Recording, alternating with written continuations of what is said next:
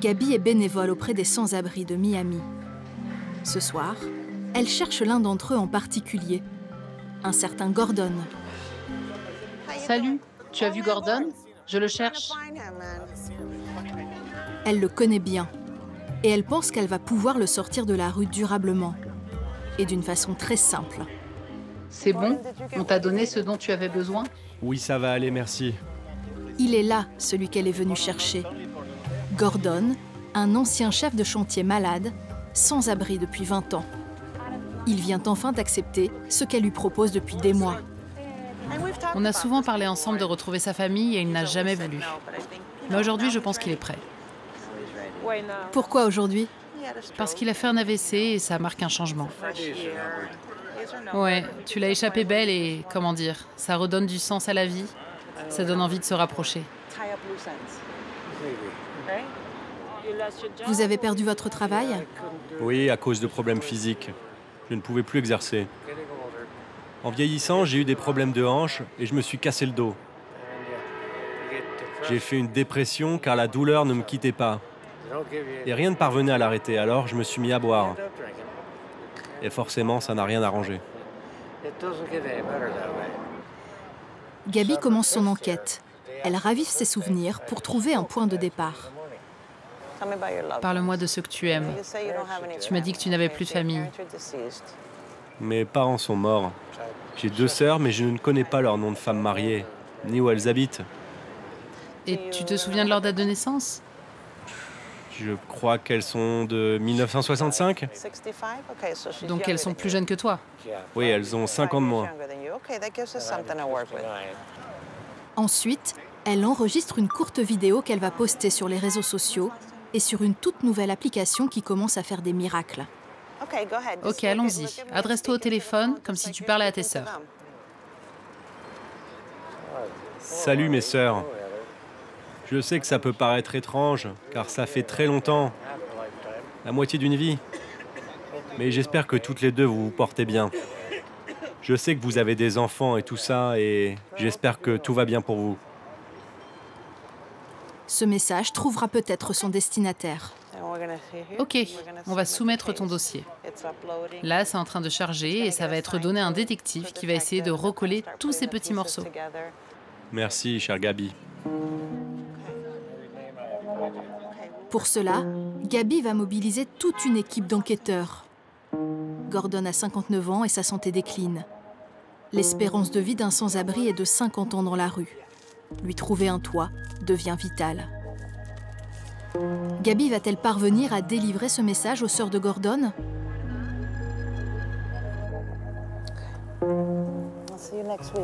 On se voit la semaine prochaine, ok? Et si tu veux me voir avant, sache que je suis toujours dans le coin, ok?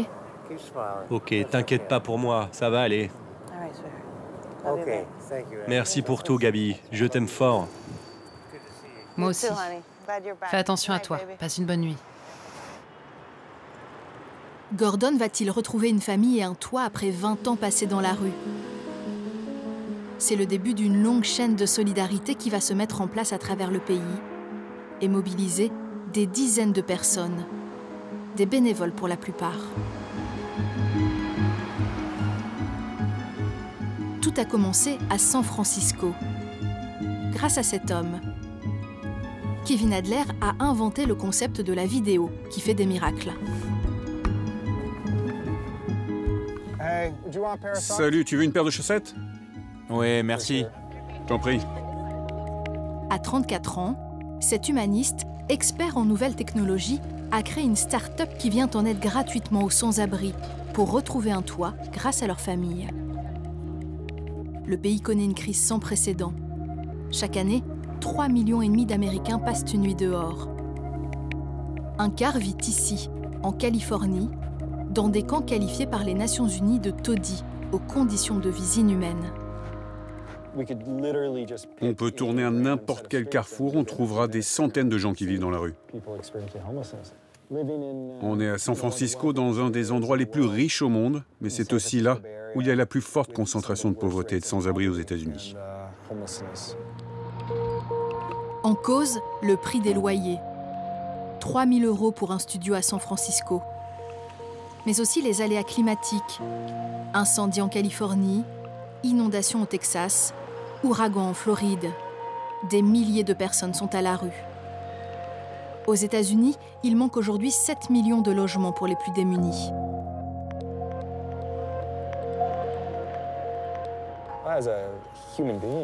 En tant qu'être humain, j'ai honte. Je ne peux pas imaginer passer à côté et ne rien faire, alors que ça pourrait être mon frère, mon père, mon fils ou un ami. Il y a 5 ans, Kevin a eu l'idée de Miracle Messages, littéralement « message miraculeux ». Il utilise la puissance des réseaux sociaux pour toucher des millions de personnes et retrouver ainsi les familles des sans-abri, même avec très peu d'indices. Est-ce qu'il y a quelqu'un que vous souhaitez retrouver?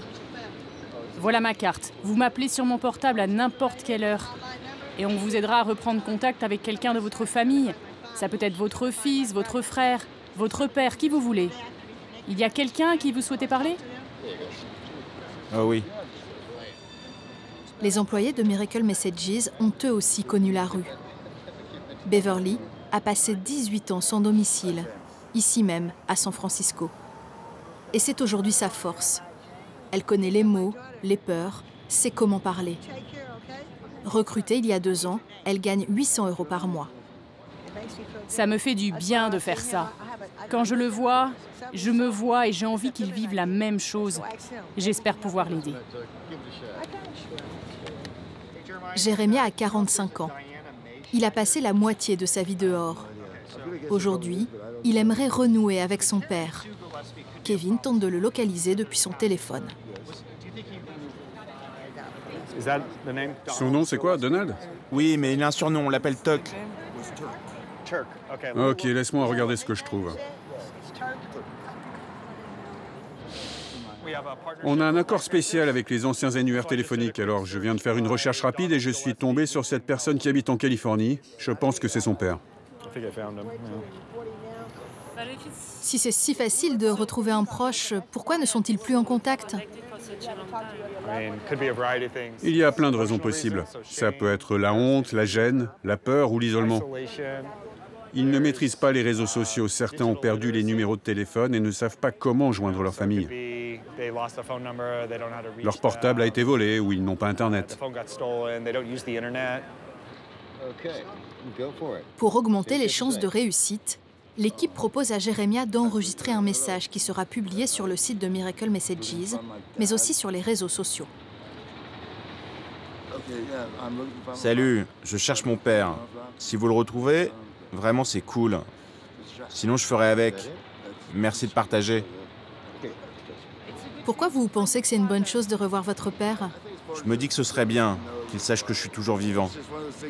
C'est important dans la vie, la famille, les liens du sang.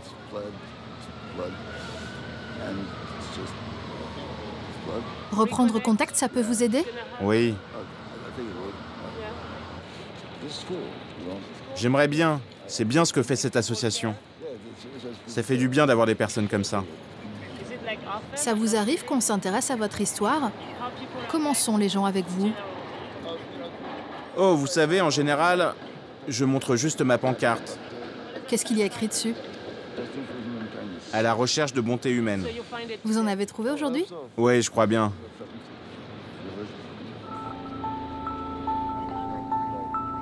Pour le moment, le père de Jérémia est injoignable.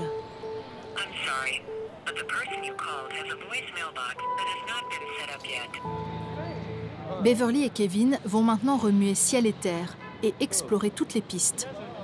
Ils veulent apporter une réponse à cet homme, le plus vite possible. Je me sens triste. J'étais comme ça aussi. J'avais froid à en crever. J'étais gelée là dans la rue. Aujourd'hui, j'ai la chance de ne plus avoir froid. Moi, j'ai un bel appartement. Alors c'est impossible que je le laisse tomber. Je reviendrai le voir, lui donner des nouvelles et lui apporter un café. Après plusieurs jours d'enquête, l'équipe apprendra que le père de Jérémia est décédé l'an dernier. Mais ce n'est que le début.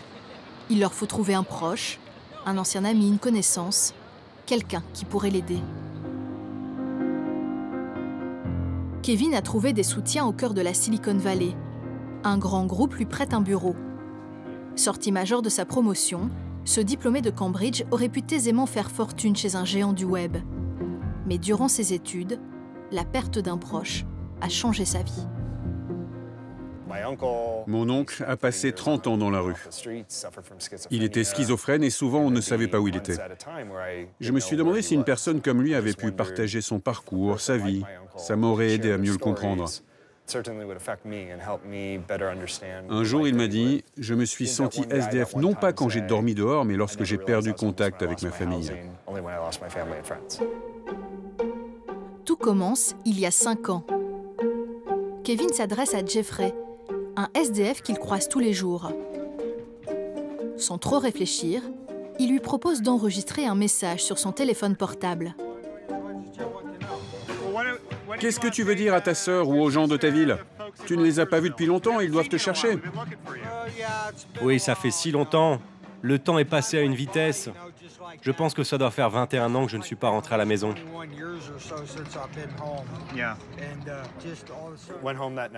Je suis allé chez moi ce soir-là et j'ai posté la vidéo sur une page Facebook reliée à sa ville d'origine.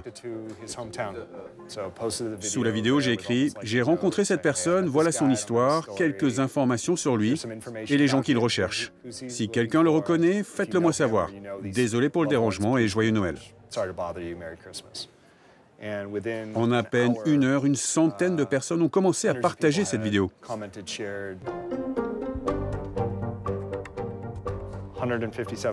150 likes,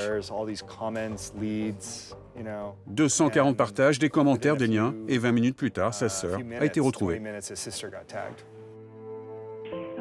Hello Jeff, c'est ta sœur Jennifer. Juste pour te dire à quel point on est heureux d'avoir de tes nouvelles. J'ai parlé à plein de gens ici pour essayer de te faire revenir à la maison et t'aider une fois que tu seras là. Mon message pour toi est celui-ci, si tu n'abandonnes pas, je ne renoncerai pas non plus. Ça m'a bouleversé. Je ne m'y attendais pas du tout. Je ne pensais pas que non seulement les gens allaient le reconnaître, mais en plus l'aimer autant. Il y a des gens qui ont dit « Hey, j'étais à l'école avec Jeffrey. J'ai une boîte de construction, est-ce qu'il a besoin d'un job? Ou je travaille au ministère, est-ce qu'il a une mutuelle santé ?» Et puis, il y a eu plusieurs cagnottes organisées dans sa ville pour le ramener à la maison. Une ville qui récolte de l'argent pour faire revenir un sans-abri chez lui, c'est super fort. Miracle Messages est né ce jour-là. Depuis, la petite entreprise a sorti durablement de la rue 300 personnes. Dans 80% des cas, les familles contactées répondent positivement. C'est l'incroyable histoire de Jasmine et son oncle Wayne. Toute la famille le pensait mort. Lui a survécu durant 20 ans dans la rue, sans attache. Il a connu le pire avec la drogue, l'alcool et la prison. Mais il y a 2 ans, le miracle. L'association retrouve sa nièce qui l'accueille à bras ouverts et le sort de la rue, comme on le voit sur ces images. C'est incroyable. Je vous remercie tellement pour ce que vous avez fait pour ma famille. Ça faisait si longtemps qu'on le recherchait. Mais regarde-moi cette barbe. Mais oui, tu avais une sacrée barbe. Aujourd'hui, il se voit très souvent. Tu as beaucoup changé. Je suis fière de lui et heureuse de savoir qu'il n'a plus à dormir dehors, à vivre dangereusement. Je suis fière aussi de tous les efforts qu'il a accomplis. C'est vraiment un exemple pour moi. Je suis vraiment heureux d'avoir retrouvé une famille, car j'ai passé tellement d'années tout seul dehors. Une fois sorti de la rue, j'ai aimé ça, j'ai aimé avoir mon propre appartement. Mais je dois faire attention à rester en dehors des problèmes, à respecter la loi, parce que sinon je vais perdre ce logement, donc je me contrôle. Guérir de la rue peut prendre du temps. Wayne préfère vivre seul, alors sa famille lui paie ce petit appartement. À 70 ans, il vit sur un fil. Mais l'équipe de Kevin veille sur lui et l'accompagne dans cette réinsertion. Voilà, Là, c'est ma cuisine, et ici, c'est ma chambre. J'ai une télé et le câble, mais je n'ai encore rien installé. Vous n'avez pas beaucoup d'affaires. Non, je ne garde pas grand-chose, juste au cas où je dois retourner vivre dans la rue. Toutes mes affaires personnelles doivent tenir dans un sac à dos. Derrière ces retrouvailles, c'est tout un réseau qui s'est mobilisé. L'équipe de Kevin compte aujourd'hui 5 salariés et 1400 volontaires. Comment parvient-il à se financer? Il n'a pas trouvé de fonds publics, mais des investisseurs privés, et pour une raison étonnante. Il rend justement visite à l'une de ses bienfaitrices. Bonsoir Karine. Comment allez-vous? Vous êtes prête pour le rendez-vous? Je suis ravi de vous voir. Karine Flood gère une des plus grosses associations de riverains de San Francisco. Chaque année, elle dispose d'un budget de 6 millions d'euros pour améliorer la vie du quartier. Et chaque année, les habitants soutiennent financièrement l'initiative de Kevin. Beverly, par exemple, on lui demande d'enregistrer au minimum 1 à 2 messages à chaque fois qu'elle sort. C'est une obligation de résultat. Ça permet de montrer aux résidents qu'on est présent. Ça veut dire que les gens qui vivent ici cotisent par compassion pour les sans-abri? Non, ce n'est pas vraiment la raison qui les pousse à nous financer. Ils donnent de l'argent pour être sûrs que leur quartier soit propre et sécurisé. On ne peut pas juste les déplacer, les sans-abri, d'un endroit à un autre, mais nous n'avons pas les structures pour les accueillir à San Francisco, même si on essaie.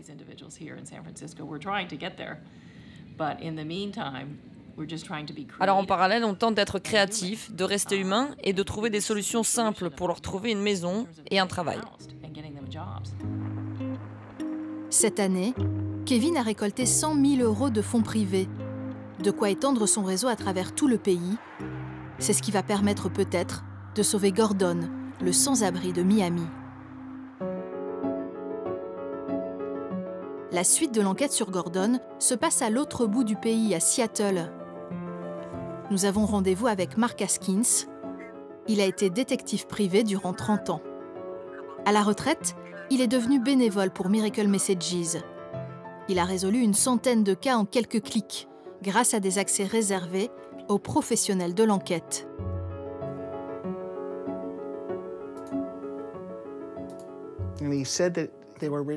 Alors, Gordon a dit qu'il était originaire de Los Angeles. La première chose que j'ai faite, c'est d'aller sur une base de données d'état civil. Ça m'a donné toute une série de noms, mais aucun n'était le bon.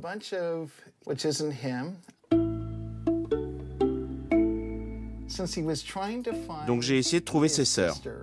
J'avais leurs 2 prénoms, mais il n'y avait aucune correspondance avec ce nom de famille dans tous les États-Unis.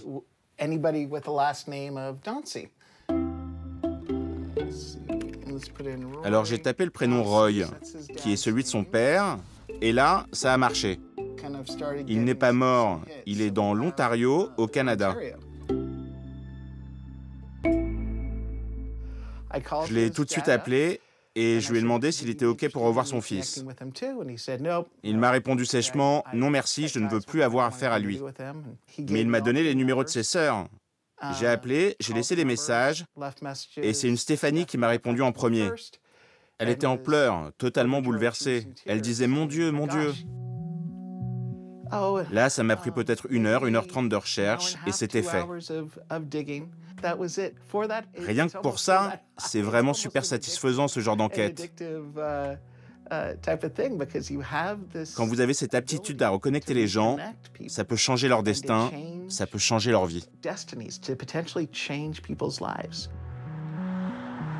La vie de Gordon va-t-elle changer? 48 heures après que Mark l'a contacté, nous sommes allés rencontrer Stéphanie. La sœur de Gordon vit bien au Canada. Elle est encore sous le choc de la nouvelle. Elle n'a pas vu son frère depuis 20 ans. Il lui reste ses photos qu'elle montre à son fils. Tu vois, là c'est mon frère. En fait, c'est ton oncle, oncle Gordon.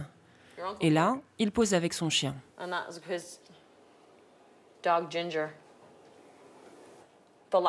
La dernière fois que je l'ai eu au téléphone, c'était juste après mon mariage. Il voulait me féliciter, me souhaiter bonne chance, passer le bonjour à tout le monde. C'était son dernier appel.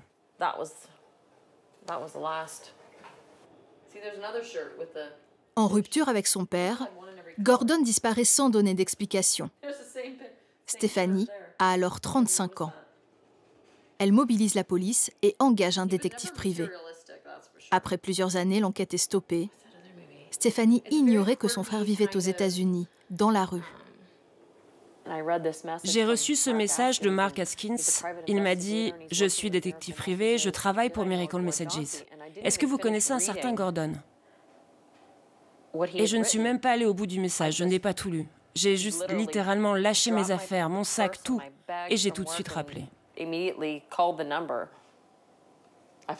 J'ai espéré ce miracle pendant 20 ans, et le voilà. Au moins, je sais qu'il est vivant. Certes, pas dans les conditions que j'aurais souhaité pour lui, mais on va changer ça vite. Je l'espère. C'est comme si tout s'était écroulé dans sa vie, et je ne sais pas comment. Et personne n'a été là pour l'aider. Et c'est ce qui me rend le plus triste. Le savoir dehors, tout seul. Pour établir un premier contact, Gabi a demandé à Stéphanie d'écrire une lettre. Elle espère remettre ce message à Gordon. Cher Gordon, mon frère, je te cherche depuis plus de 20 ans. Je ne peux imaginer ton quotidien sans domicile, ta vie dans les rues de Miami. Sache que tu es le bienvenu ici, même s'il fait très froid. Il y a une tempête de neige.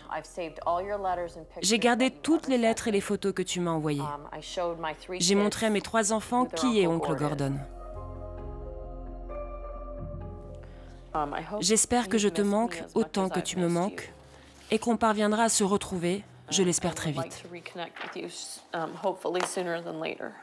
Je t'aime, signé ta sœur, Stéphanie. Stéphanie est prête à offrir un toit à son frère, une famille. Mais les choses ne vont pas se passer comme prévu. À Miami, les nouvelles ne sont pas bonnes. Gabi n'a pas croisé Gordon depuis plusieurs maraudes, et ça n'était jamais arrivé. Elle n'a même pas pu lui dire que sa sœur a été retrouvée. Ce soir, elle espère encore le voir. Est-ce que quelqu'un a vu Gordon? Le vieux monsieur? Oui, le vieux monsieur, on le cherche. La dernière fois qu'il est venu ici, c'était le mois dernier. On ne l'a pas revu depuis. Tous les mardis, j'espère le trouver là. J'ai aussi cherché sous les ponts, partout où il a l'habitude d'aller, mais rien. Si tu le croises, tu peux lui dire que j'aimerais le voir. Tu sais que quand je cherche quelqu'un comme ça, c'est toujours pour une bonne nouvelle. Gordon est peut-être à l'hôpital, mais sans papier d'identité, personne n'a pu le confirmer. Ou alors, a-t-il changé d'avis? Dans 20% des cas, le choc des retrouvailles est insurmontable. Gabi doit maintenant l'annoncer à Stéphanie. Bonsoir Stéphanie, ça va? Oui, et vous? Ça va, mais malheureusement, on ne parvient pas à trouver Gordon. Vraiment? Oh non, j'espère qu'il a envie de nous revoir autant que nous. C'est lui qui a fait la démarche pour vous retrouver. Le plus dur a été fait. Il a repris contact. Il a expliqué sa situation. Ça a été dur pour lui et ça lui a demandé beaucoup de courage. Oui, c'est vrai. Merci beaucoup. On se reparle très vite, ok? On va le retrouver, j'en suis sûre et certaine. Le message a été délivré à sa famille. Et quand on le trouvera, il saura qu'il est aimé, qu'il manque à tout le monde. C'est juste un peu difficile parce que sa sœur est dans l'attente. Chaque jour, chaque nuit, elle attend encore et encore. Ça peut prendre du temps. Oui, ça peut être long. Ça demande du temps d'assimiler leur histoire et qu'ils acceptent de se livrer. 2 semaines plus tard, Gabi a finalement retrouvé Gordon. Il était hospitalisé pour un infarctus à 2 heures de route de Miami. Il a appelé sa sœur Stéphanie. Un premier contact. Mais il ne souhaite pas encore vivre avec elle. Gabi ne perd pas espoir. Elle sait que cette décision peut prendre du temps. Comme avec John, qui, grâce à Miracle Messages et Gabi, s'apprête à rencontrer son frère, qu'il n'a pas vu depuis 37 ans. John vit aujourd'hui dans ce motel, en banlieue de Miami. Quand il était encore sans abri, il avait demandé à Gabi de retrouver sa famille. Puis il avait disparu pendant 2 mois. Il y a quelques jours, il a repris contact. John a trouvé du travail et n'est plus à la rue. Ça y est, il se sent prêt à revoir son frère. Pourquoi on est là? Tu sais pourquoi on est là? Pour voir mon frère, que je n'ai pas vu depuis 30 ans. Depuis 37 ans. Ah oui, 37 ans. J'attends que ton frère arrive parce que je veux voir ça. J'ai même pleuré en venant ici tellement je suis heureuse pour toi. Oui, moi aussi j'ai pleuré. C'est mon frère Bob ici sur la photo? Oui, avec sa femme, c'est ça? C'est celui-là ton frère? John souffre de troubles mentaux, comme la moitié des sans-abri. Resté sans soins, il ne sait plus ce qu'il a fait tout ce temps, ni pourquoi il a disparu. Durant l'attente, son frère m'appelait 2 fois par semaine, m'envoyait des messages tous les jours. Il me disait « Où est mon frère? L'as-tu retrouvé? Quand vais-je le voir ?» Il était très angoissé. Et il a sauté dans un avion et m'a dit « C'est mon frère, j'arrive. » C'est son frère, l'heure des retrouvailles, un moment rare. Salut Bob! Comment ça va? Oh mon Dieu, c'est bien toi. La dernière fois qu'ils se sont vus, John avait 20 ans. Ça fait longtemps. Rentre! John a également une sœur aînée, qu'ils appellent immédiatement. Hey, je suis assis à côté de notre frère John. Salut John. Comment vas-tu? Il a l'air bien, il est juste... Oui, c'est ça, un peu plus vieux, c'est vrai. Je pense qu'on ne peut plus faire les mêmes bêtises que quand on était gamin. Je me sens tellement bien. C'est comme si toutes les questions qu'on se posait depuis 37 ans trouvaient enfin leur réponse, et de la meilleure des façons. L'avenir, on va le construire ensemble, un jour après l'autre. Ça va demander de la patience, de la confiance, mais ce qui est sûr, c'est qu'on ne va plus te perdre pendant 37 ans. Tiens, regarde, ça c'est ma fille, Kristen. Ces gens changent des vies, et je serai reconnaissant envers eux pour l'éternité. Si quelqu'un vous appelle de la part de Miracle Messages, s'il vous plaît, répondez, prenez ce message.